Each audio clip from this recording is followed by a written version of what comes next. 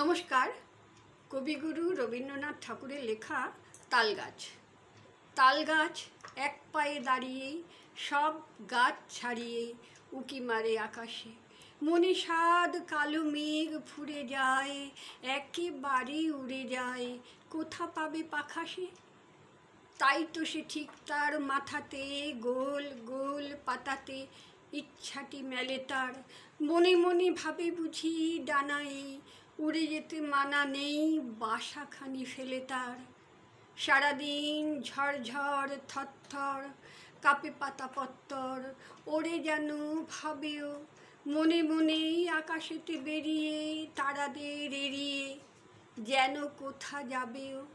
তারপরে হাওয়া যেই নেমে যায়, পাতা কাঁপা থেমে যায়, ফেরে তার মনটি যেই ভাবে মা যে হয় মাটি তার। ভালো লাগে আর বার পৃথিবীর কোনটি।